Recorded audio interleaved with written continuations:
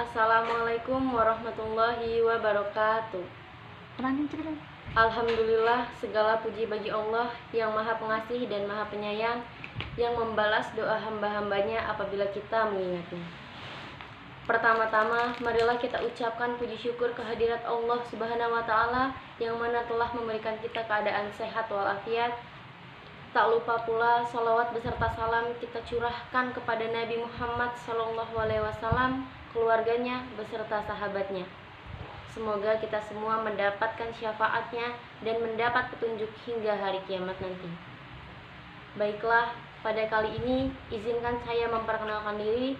Nama saya Mistarani dengan NIM 226120600004 dari Prodi Perbankan Syariah Fakultas Agama Islam Universitas Muhammadiyah Lampung. Pada kali ini saya akan membahas sekilas mengenai lebih mencintai kehidupan dunia daripada akhirat.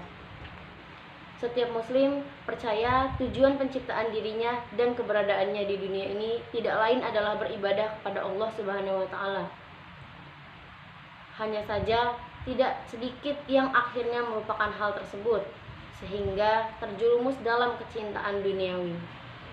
Dunia adalah tempat sementara, waktu, dan semua yang ada di dunia harus digunakan atau dihindari dengan tujuan akhir mencapai ridho Allah. Tujuan hidup seorang muslim adalah akhirat, bukan dunia, dengan cara tawakal dalam Islam. Akhirat atau surga merupakan puncak cita-cita seorang muslim. Sebagaimana telah dikatakan dalam Quran surat Ibrahim ayat 2, yang artinya Allah yang memiliki apa yang ada di langit dan apa yang ada di bumi. Celakalah bagi orang-orang yang ingkar kepada Tuhan karena siksaan yang sangat berat. Allah Maha Perkasa, itulah yang memiliki apa saja yang ada di langit dan yang ada di bumi. Bukti-bukti tentang wujud, keesaan, dan kekuasaan Allah berulang kali dijelaskan, namun masih banyak orang yang mengingkarinya. Oleh sebab itu, celakalah bagi orang-orang yang ingkar kepada Tuhan, karena mereka pasti akan mendapatkan siksaan yang sangat berat. Allah Subhanahu wa Ta'ala kembali mengingatkan kekuasaannya dalam ayat ini dengan menegaskan bahwa Ialah yang memiliki dan menguasai semua yang ada di langit dan di bumi.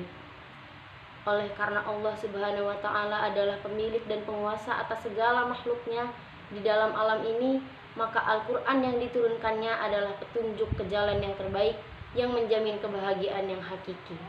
Dalam Quran surah Ibrahim ayat 3, yang artinya yaitu orang yang lebih menyukai kehidupan di dunia daripada kehidupan di akhirat dan menghalang-halangi manusia dari jalannya Allah dan menginginkan jalan yang bengkok, maka mereka itu berada dalam kesesatan yang jauh.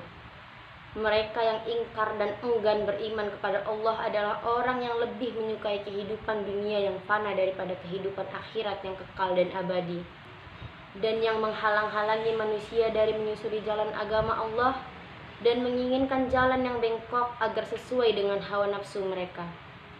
Sungguh mereka itu benar-benar berada dalam jalan kesesatan yang sangat jauh dari hidayah.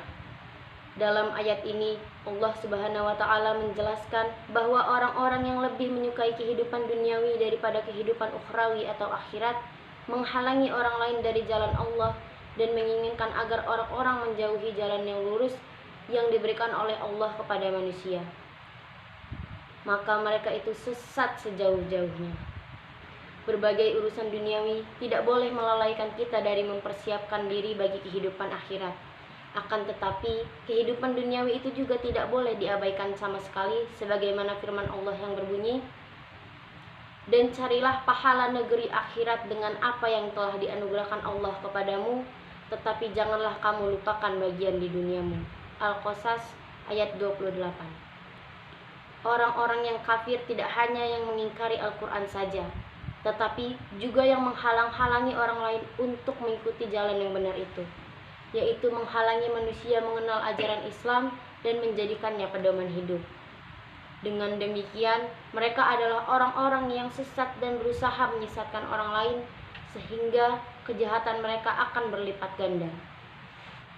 Mereka juga berusaha dengan berbagai tipu daya agar jalan yang lurus yang ditunjukkan oleh Allah Subhanahu wa Ta'ala itu menjadi jalan yang bengkok. Mereka menukar ayat-ayat Allah dengan yang sesuai dengan kehendak hawa nafsu mereka dan maksud jahat mereka. Dengan demikian, maka kesalahan yang mereka lakukan akan berlipat ganda lagi. Sewajarnya lah mereka itu ditimpa kemurkaan Allah karena mereka itu telah sesat dan kafir. Rasulullah Shallallahu Alaihi Wasallam dan para sahabat beliau mencampakkan dunia di belakang punggung mereka dan melakukan amalan masuk surga tanpa dihisab. Mereka memalingkan hati mereka dari dunia. Mereka mengabaikannya dan tidak merasa nyaman dengannya. Mereka meninggalkannya dan tidak mengejarnya agar mendapatkan jenis surga di dalam Islam.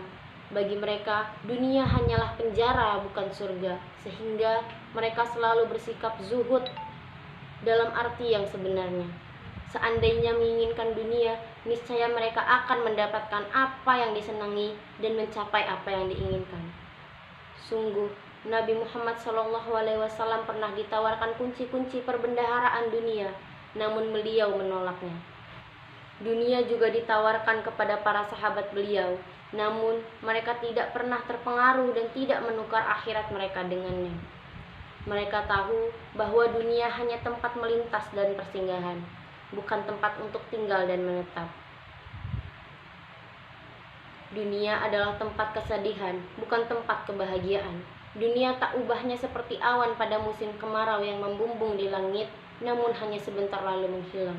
Dunia seperti khayalan dalam mimpi, sehingga yang belum juga kita puas menikmatinya, tiba-tiba diumumkan untuk berangkat menuju ke tempat tujuannya.